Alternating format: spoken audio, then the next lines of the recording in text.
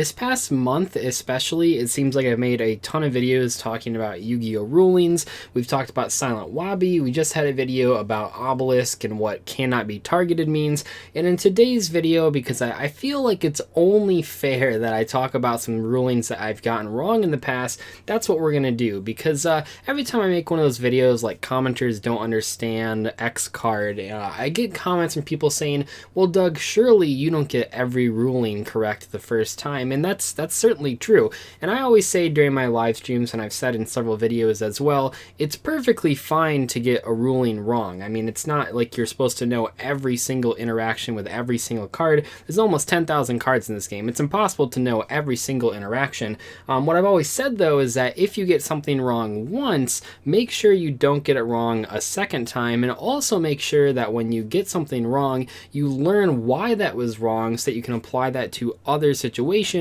to hopefully help you with rulings in the future. And that's kind of what, in all these cases, I was able to use my own ignorance and actually take it to learn more rulings that weren't even really related to that situation. Anyway though, let's jump right in. So the first ruling that I want to talk about came up way back in 2013, and this is when I was playing Dragon Rulers on Dueling Network, back when that site was available, and I played several games of this deck and I thought it was clearly overpowered, which it is, but the reason that I thought it was overpowered was because I was using all three of the effects of the Dragon Rulers in a single turn. And I don't mean separate Dragon Rulers. No, I mean I would discard a blaster to destroy a card, and then I would summon the blaster, and then maybe I would banish a different blaster to search another card. It was pretty crazy, and I was using all these effects in one turn, and it seemed really unfair, and that's because it was. When you use all three of those effects in one turn, when you discard the Dragon Ruler, and then also you banish the Dragon Ruler to search a card, and also you summon it from the graveyard in one turn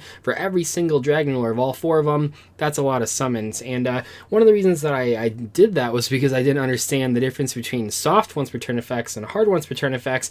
But luckily I played eventually against a mirror match, and the guy was like, hey, you know, you can't do that. And I was like, oh man, these cards suck. Little did I know. I mean, obviously I wasn't very competitive back in 2013. That was like the very first year that I had played competitively. I didn't quite realize that the Dragon Rulers, even without the soft ones return restriction that I was using on them, even with the hard ones return restriction, they were still very, very powerful. But it certainly seemed like when I went from using all the effects in one turn to just using one effect per turn, it seemed like the power level did decrease a lot, because obviously it did. But what that taught me was the difference between those hard and soft ones per turn. The hard ones per turn is when it mentions a specific name of the card, and that means no matter how many copies of the card you have, you can only use one of that effect per turn, whereas the soft ones per turn doesn't mention the name specifically, and that means if you have like another copy, you can activate that effect. An example of that would be Volcanic Shell. It says once per turn you can add another copy of Volcanic Shell to your hand. Well, if you put a second copy in your graveyard, seeing it doesn't say you can only activate this effect once per turn,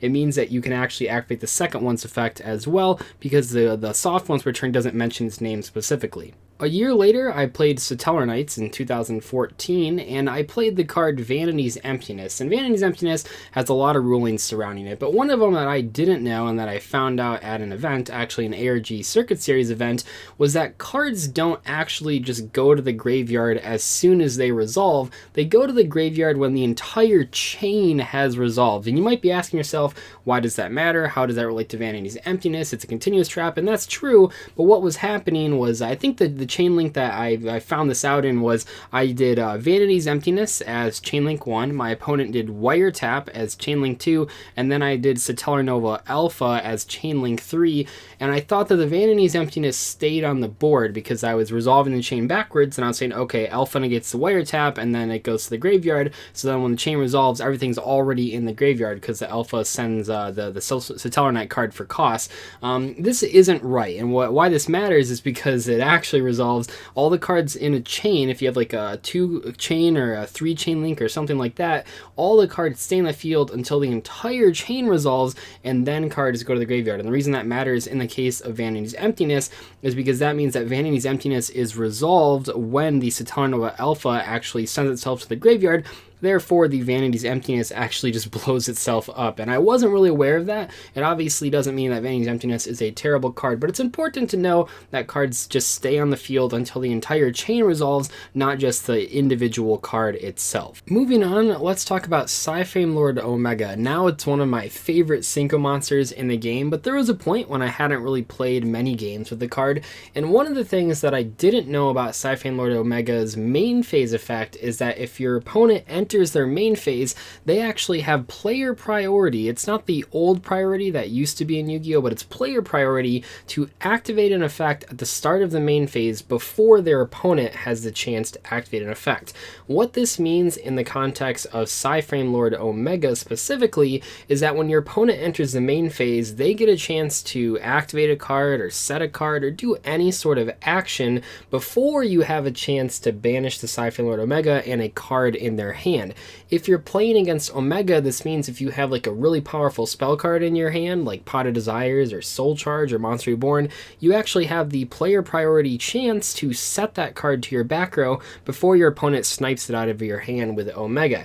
Now this matters because if you enter your main phase and your opponent has a Floodgate card, you are allowed to do something before they activate that Floodgate, which means if you're someone using Floodgates, I highly recommend activating them during your opponent's draw phase or standby phase before they get a chance to do something. But I think the important thing to know here is that when your opponent enters a phase, they have the player priority to do something before you have a chance to do something with a quick effect. And this really does affect Siphon Lord Omega because it means that you usually aren't taking out the best card in their hand, you're taking out the second best card in your hand, although that card is still obviously very powerful, which is why I played it for so long. But it's just good to know if you're playing with or against Siphon Lord Omega that you can't banish at the start of main phase 1, you have to wait for something to happen first. The last ruling that I want to talk about actually is the most recent ruling of all of these. It's happened very recently actually, just like less than 6 months ago, and it has to do with the FA quick play spells and their graveyard effects. So when you read these cards, and they are quick play spells, which means they're spell speed 2 during either player's turn, they read that during your main phase you can activate this effect by banishing these from the graveyard and then targeting a card you control, so on and so forth. And why I thought this ruling worked the way I did is because of another ruling with Trickstar Reincarnation that I'll talk about in a second, but basically I thought that you could banish these in your graveyard as a spell speed 2 effect, which means that you could chain it to other cards. This is not true, and the reason that it's not true isn't really one that makes sense to me, other than all these other rulings that we've talked about, where in those rulings I can look back and say, yeah, that makes perfect sense. In the case of FA Test Run, the reason I don't understand this ruling, the reason I don't agree with this ruling, is because there's a whole bunch of threads in judge groups about the card Trickstar Reincarnation, obviously a very popular card in the current format, but the thing that happens with Trickstar Reincarnation that applies to FA Test Run and FA Pit Stop is that people ask, is the graveyard effect a spell speed 2 effect?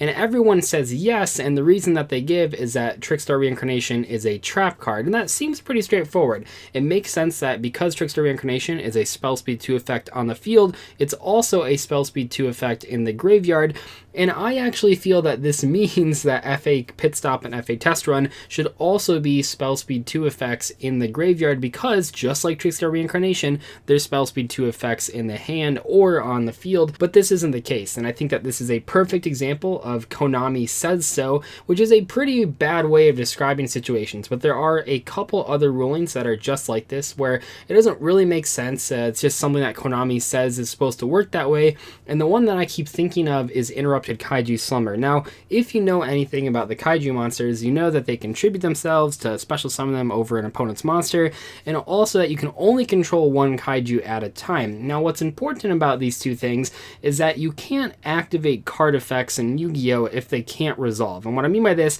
is that you can't, for example, tribute an opponent's Vanitys Fiend with a Kaiju monster, because even though Vanitys Fiend will be off the field by the time the Kaiju monster is summoned, and even though the cost of the Kaiju is tributing the monster, it doesn't actually matter because you can't activate the Kaiju while your opponent controls Vanitys Fiend because it prevents special summoning. It doesn't really care about if it's gone by the time the Kaiju is resolved. You just can't activate effects that you can't resolve. So the ruling that I want to talk about in relation to this is with Interrupted Kaiju Summer. Now, Interrupted Kaiju Summer blows up all the monsters on the board, and if it blows up a monster, it special summons a Kaiju to either player's side of the field. Now, with what I just said about Vanitys Fiend, ruling, we would sort of be able to take from this situation that if someone controls a kaiju, if either player controls a kaiju, you can't activate interrupted Kaiju Slumber because you can't attempt to summon another kaiju monster, even though the effect actually blows up the board. It's very similar to that Vanity's Fiend situation. However, because Konami says so, despite the fact that it contradicts a whole bunch of other rulings,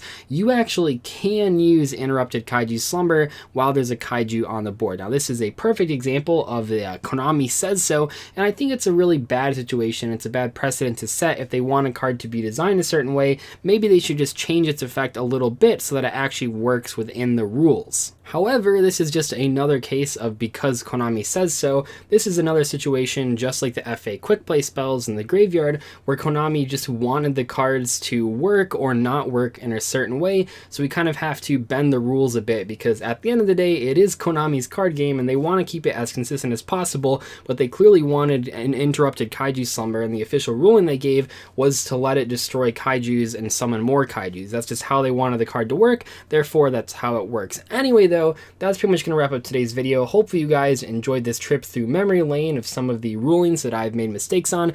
I really do try to not make ruling mistakes more than once, and I think as I've sort of become a better and better player over the years, the amount of rulings that I get wrong nowadays are very few compared to the ones that I got when I first started playing competitively in 2013 and 2014. I think at most regionals that I go to, I maybe get one ruling wrong throughout the entire tournament, but the majority of ones that come up when we have to call a judge, I usually end up being right. But let me know what questions and comments you guys have about the rulings that I talked about in this video, or even better, let me know about some silly rulings that looking back on it now, you think that they are pretty straightforward, but back when they first happened, you thought they was pretty straightforward the other way, the wrong way. I'd love to hear what you guys have as far as those stories go. But I will see you later. Thank you so much for watching. Goodbye.